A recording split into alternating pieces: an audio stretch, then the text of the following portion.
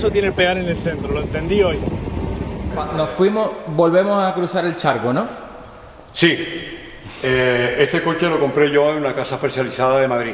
Así como todos los demás tienen frenos de varilla y de cable, este fue pionero en sacar los frenos hidráulicos, ya desde 1930. Este fue sacado para el mercado americano, fue presentado en el Salón de Nueva York de 1955. Y esto es American Motor. Sí. Este es Overland. Este es otro grupo independiente. Overland. Sí. Durante un contrato, ¿no? Ya la Willys estaba cerrada, o la Overland, que es la matriz de la marca. Willys era este modelo. Este coche es un Chrysler del año 30, 1930, y tiene la particularidad que lo sacaron los americanos ya con frenos hidráulicos. Así como todos los demás tienen frenos de varilla y de cable, este fue pionero en sacar los frenos hidráulicos, ya desde 1930. Un avance tecnológico esencial para el resto de los vehículos. Vamos. O sea, este ya coche más fábricas ya se copiaron. Ya lleva líquido de freno. Ya lleva líquido de freno, sí. Ahora, si quieres, te abro allí para que puedas ver cómo va. Y una cosa curiosa que me estabas comentando antes, que es que lleva 2 ruedas de repuesto. Sí. Que sí. ya hoy en día los coches no traen y este trae 2. Y este trae 2, sí. En la época esa, me imagino que las grandes distancias en Estados Unidos se iban a lo mejor de un estado a otro y bueno, necesitaban tener ruedas de repuesto por si habían pinchazos y demás, ¿no? Sí.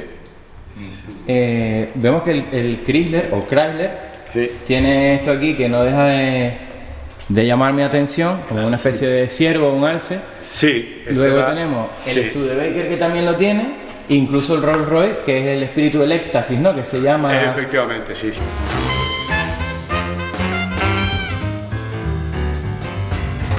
Seguimos con el Chrysler. Cuéntanos de este Chrysler.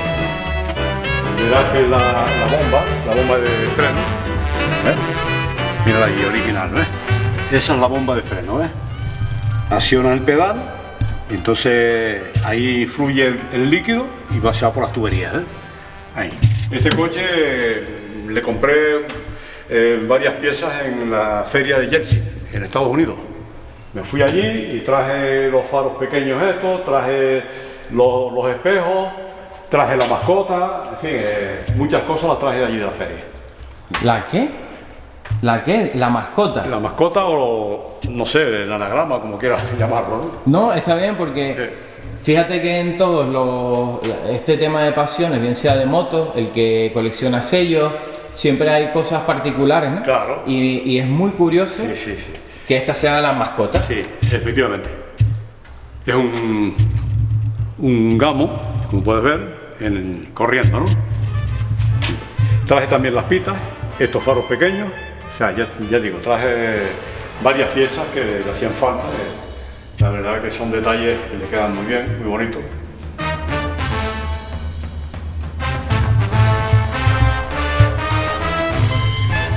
¿Por qué los cables no son de goma? ¿Es por un tema de estética de que son así o por alguna particularidad? No, son cables de bujía que también los traje de allí de Estados Unidos. Pero estos son metálicos. Claro. No es de grafito como los que se manejan hoy en día. No, O sea, esto es un cable, sí, esto es un cable, sí, cable con cobre dentro. Efectivamente. Sí, con cable para el paso de la corriente. Que luego esos cables, si corrígeme porque yo a lo mejor suelto un disparate, los fueron eliminando porque cuando empezaron a instalar las radios causaban muchísimas interferencias con la radio, ¿no? Claro, por el campo magnético que generan. Venía una especie de silenciadores que se le ponían aquí en los cables precisamente para quitarle esos ruidos, ¿no? Sí. Qué curioso, Sí. No tenía ni idea. Es verdad que esos cables los trajiste tú de Estados Unidos. Sí, los traje de aquí. Claro, y son los únicos que son diferentes, como bien se dio cuenta Fran. Sí. Pues no sabía ese tema, ¿tú ves? La vida se aprende una cosa nueva. Y estas Ahí- llantas no son las de cañón, ni son de madera. No, Ya estas son- Chrysler aquí dio un paso adelante, ¿no? Son de alambre, ¿no? Son de alambre. Sí. Podemos decir quizás, no sé, que con este modelo Chrysler dio un mazazo sobre la mesa con Claro, estas líneas, ¿no? Claro, efectivamente. Frenos efectivamente. hidráulicos, las llantas. Sí, bueno, las llantas, muchos fabricantes ponían llantas, se podían poner en 3 versiones. Rueda de madera hasta esta época más o menos, 1928, 1929. Y a partir de ahí podían ser de plato o estas de alambre también. ¿verdad? ¿Cuáles son tus Las favoritas? de chapa de toda la vida, ¿no? Las de chapa, Coches las de chapa, hasta hoy en día, ¿no? las de chapa de toda la vida o estas de alambre. ¿Cuáles te gustan más, Juan? ¿Cuáles te gustan más? Es una pregunta... a ver, ¿Cuáles te en gustan plano más? Sí. también, pero las de madera y las de radio... A ver, la de madera ya en esta época no se usaba Salvo en el Wipe, que sí las llevaba. Ya esto fue un avance ya, la de madera ya fue hasta 1927, 28 más o No, menos. el 31 también las iba a llevar el Bueno, Wipe. algunos Pero ya era fabricantes lo seguían minoritario. poniendo, ¿no? Ya era minoritario. Esto, Sí. esto era la novedad de la Sí, época. después ya ligera. pusieron esta que es más liviana y mucho mejor. ¿no? Sí. O sea, esta sería la rueda de aleación de la época. Efectivamente. Por decir. De aleación, El equivalente. El la equivalente. novedad, sí, sí. la novedad sería esta. Y la rueda ya Pero es banda que blanca. variaba mucho, porque por ejemplo, mira, este es más antiguo y sin embargo tiene ruedas de chapa. Sí, también. ¿Ves? Tiene ruedas de chapa. Y no son feas. Hombre, que no son feas, claro que no. Bueno, entonces este es el origen de lo que vino a ser el Jeep Willys, Sí. que fue el protagonista de tantas películas y de tantas de la guerras. Segunda por Guerra decirlo Mundial y de la Guerra de Corea y demás, ¿no? Sí, tiene el mismo motor y la misma caja. Tiene 3 velocidades, igual que el Willys, ¿no? Sí. así. O sea que lo que es tren de potencia, motor, caja, es un Willys. Es un Willys, sí, efectivamente. Lo que pasa es que este con carrocería, Básicamente se puede decir que muchos componentes eran parecidos. la fábrica producía, la producción era para la población civil, como puedes ver. Entonces, cuando la Segunda Guerra Mundial, creo que fue, ¿no?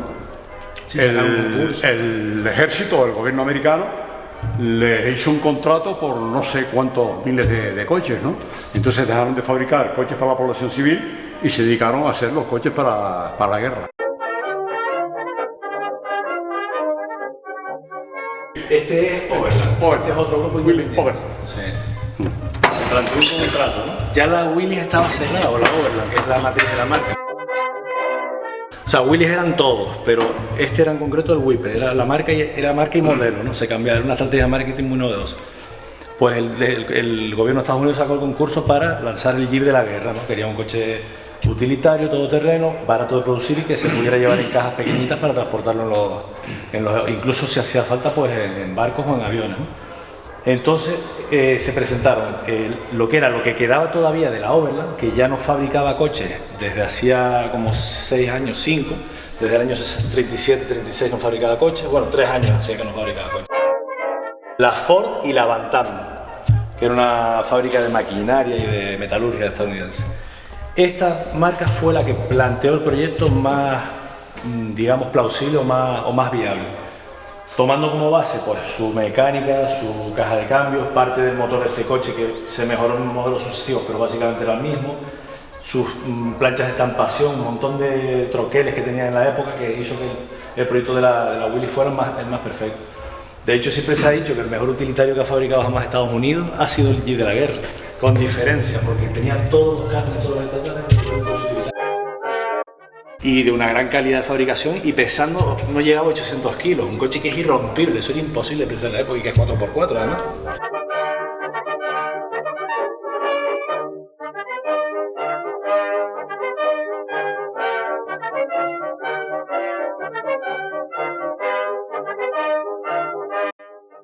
Claro, cogieron este motor porque Estados Unidos ya prácticamente no hacía motores de 4 cilindros.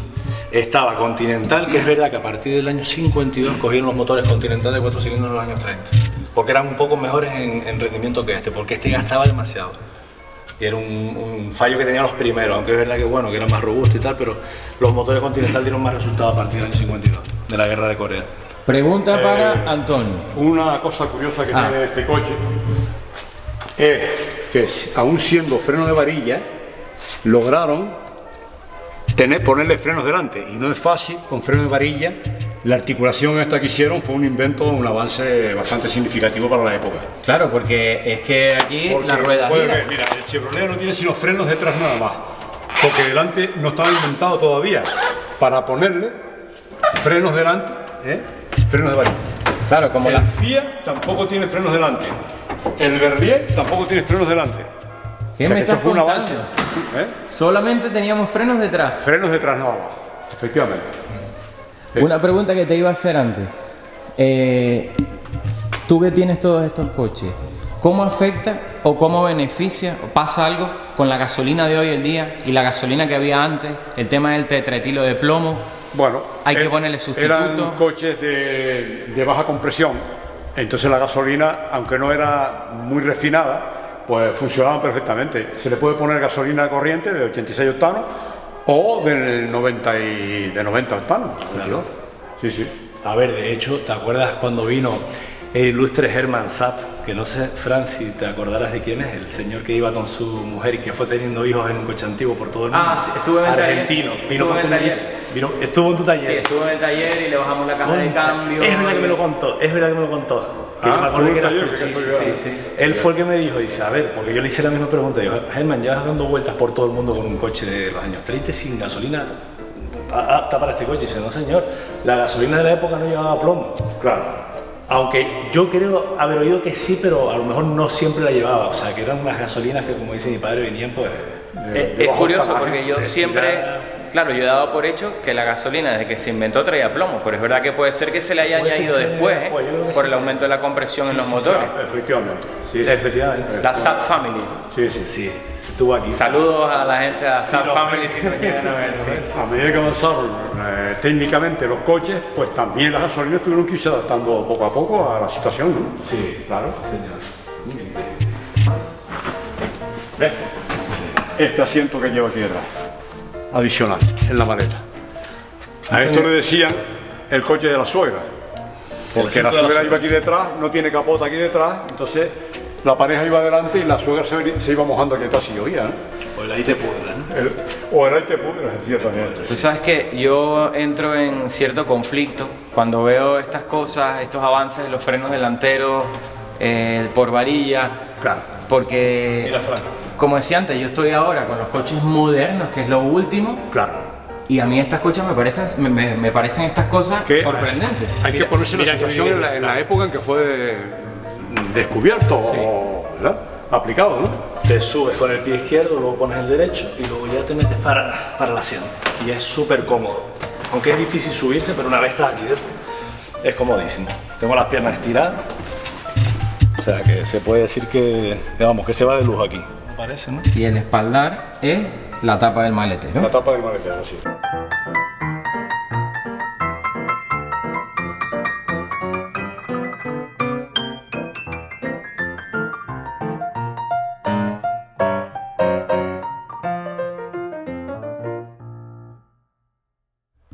Bueno, Antonio, Bueno, nos fuimos, volvemos a cruzar el charco, ¿no?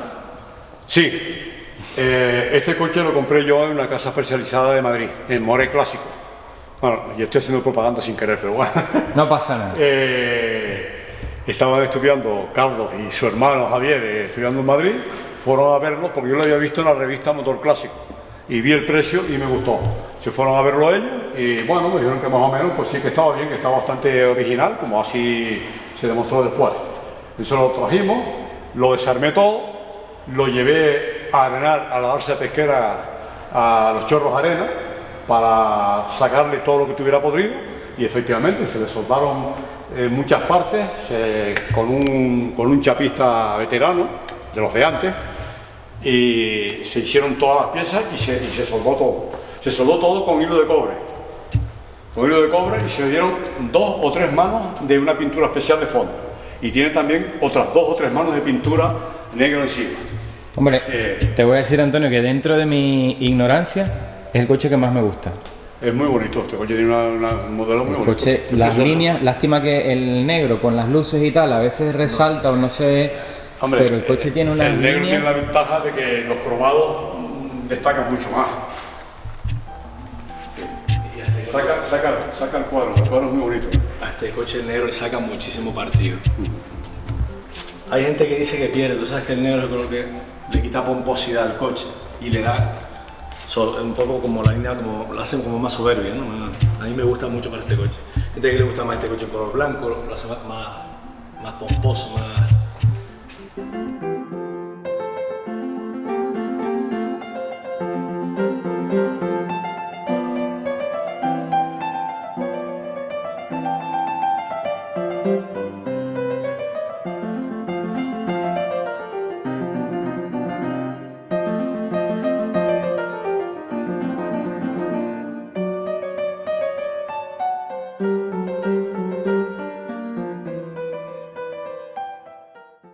un motor muy sencillo.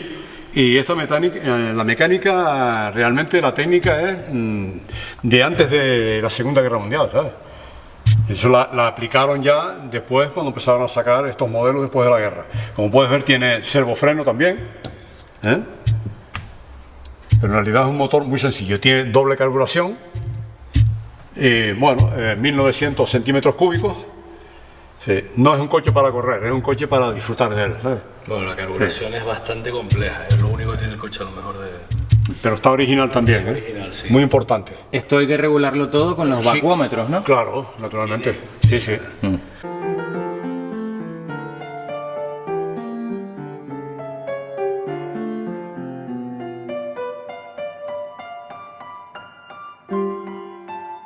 Tengo que hacerte una pregunta, te lo pregunté antes fuera de cámara, porque aquí tenemos coches desde el más viejo que tienes, que es de 1910,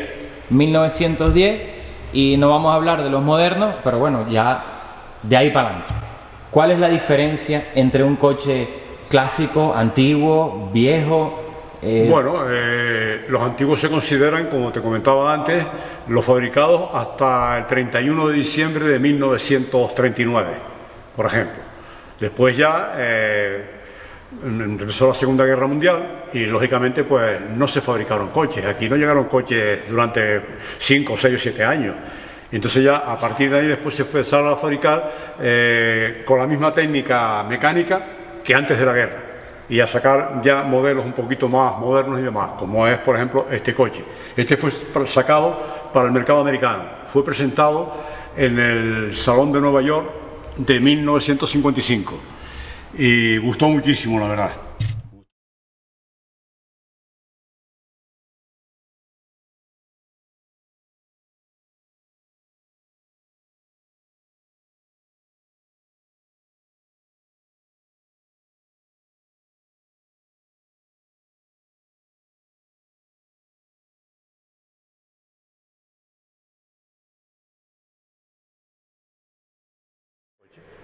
Max Hoffman, distribuidor para El 190 SL.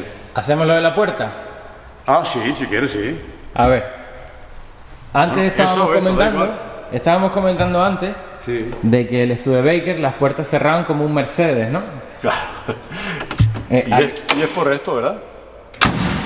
¿Cómo cierran las puertas, no? El Mercedes. Las puertas de la nevera de mi casa no cierran así, Antonio. Es un coche que tiene ya 60 y pico de años y que las puertas cierren así. Este coche tiene la particularidad que el capó, las puertas y la maleta son de aluminio.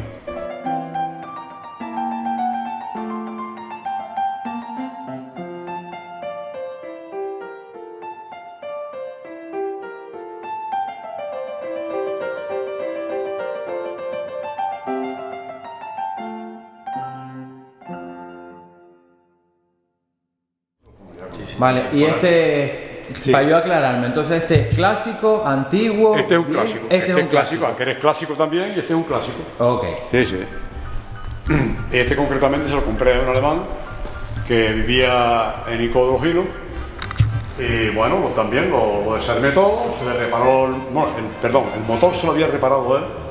Incluso me dio una carpeta con todas las facturas de todo lo que le había costado la reparación de la mecánica. Y yo lo que hice fue pintarlo y tapizarlo. Y cambiar las llantas que tenía, que no eran las originales. Y yo le conseguí las llantas originales, las mandé a pedir y le puse las llantas originales.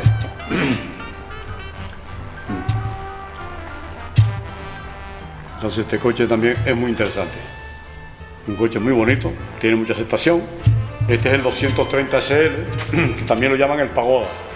¿Por qué lo llaman el Pagoda? Porque el techo es un poquito más elevado por los costados y un poquito hundido en el centro. Entonces da la sensación de que es el techo de una pagoda china, ¿no?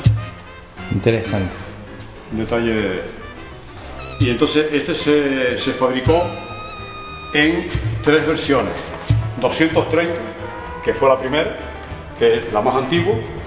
Después se fabricó una serie pequeña de 250, un poquito más potente el motor. Y la última, que ya es el motor, es un poco más potente, y en vez de tener 4 velocidades como tiene este y tiene el 250, tiene 5 velocidades. El 280 SL. Fue la última versión. Ya el motor un poco más potente.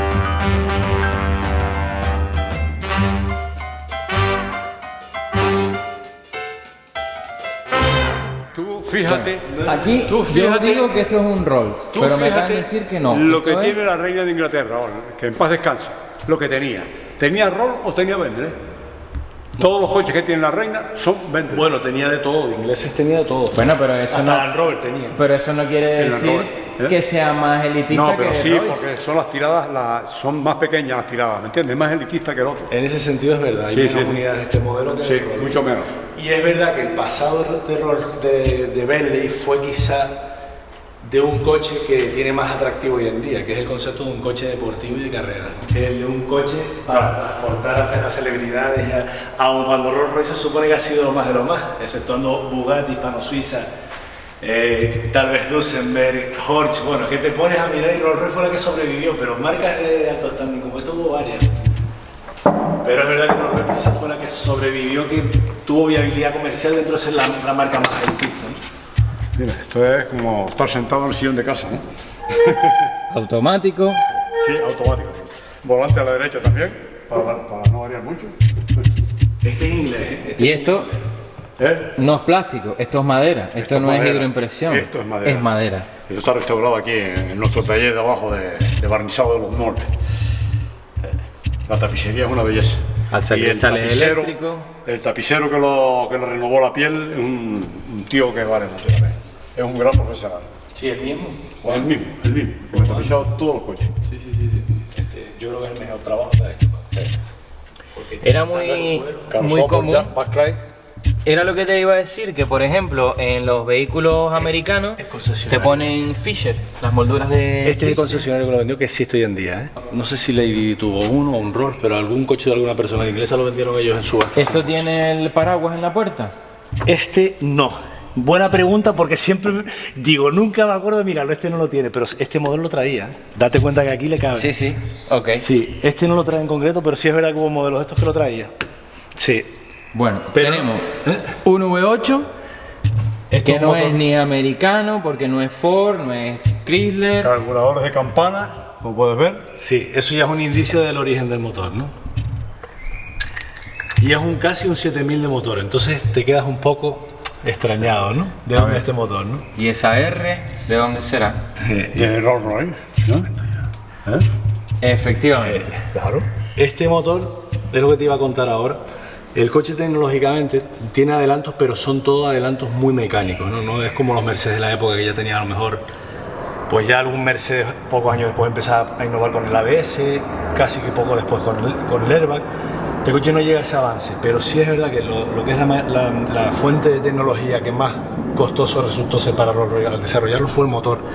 ¿Por qué? Porque este motor es un motor que se desarrolló, digamos, centrándose en el tipo de materiales que hacían de puntos de apoyo y de puntos de rodamientos, y se basaba en la tecnología de los Spitfire de la guerra, que llevaban motores Rolls Royce.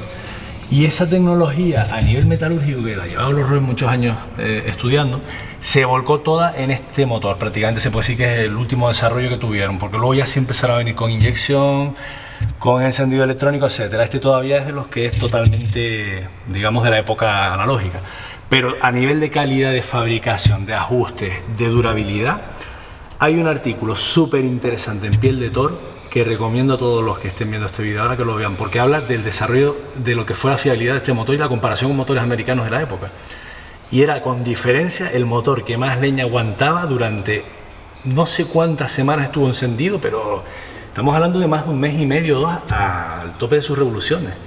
Los motores americanos cayeron todos uno detrás de otro y este motor aguantó, vamos, el último con diferencia. Entonces busquen el artículo, que es muy interesante. Ya luego si quieres estudiar las reseñas y lo lees, porque es larguísimo, es apasionante, ¿sí, no? ¿Saben cuál era la propaganda a la hora de venderlo? De sacarlo al mercado. La gente preguntaba qué potencia tenía. Y los fabricantes dijeron la suficiente. El eslogan de Rolls Royce siempre la suficiente. Bueno, yo estoy súper encantado de haber estado aquí. Antonio, a mí es que no sé cómo decirte lo agradecido que estoy que me hayas dedicado este tiempo y haberme permitido pues entrar en este mundillo tan interesante, de tanta pasión. Así que muchísimas gracias, Carlos. Eres una enciclopedia, macho. O sea, súper gracias de verdad. Y pues nada, si a alguien le gustó algún coche en particular, algún vehículo en particular y quiere que ampliemos la información, pues que nos lo dejen en los comentarios y vengo a darte la lata otra vez otro día. Y se pondrá en marcha a la medida de lo posible, papi. Frank, yo que te digo, el garaje está aquí a disposición, lo que te haga falta, aquí Me estamos. vengo a vivir aquí, Para si algún día quieres ampliar un poco la información, pues estamos dispuestos. Gracias, Lo que te haga falta, gracias. Pues ya no Pues nada, a ver lo que...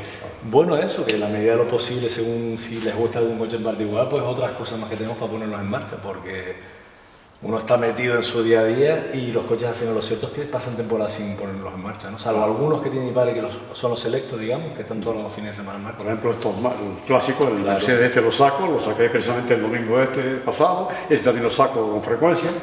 El coche favorito, el consentido, ¿cuál es? El más que me gusta. Sí. Hombre, a ver, de los antiguos saco mucho el Chrysler. El Pero Chrysler. precioso el coche. Y de los clásicos saco el Mercedes la El pasada. negro, ¿no? Aparte de que es que no hay, prácticamente quedan muy poco. Coincido, la verdad es que coincido con eso.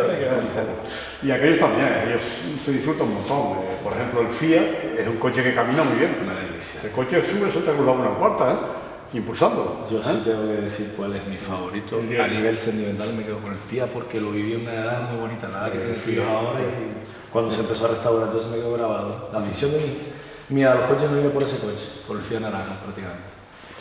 Volveremos. Si os ha gustado el vídeo, pues ya sabéis.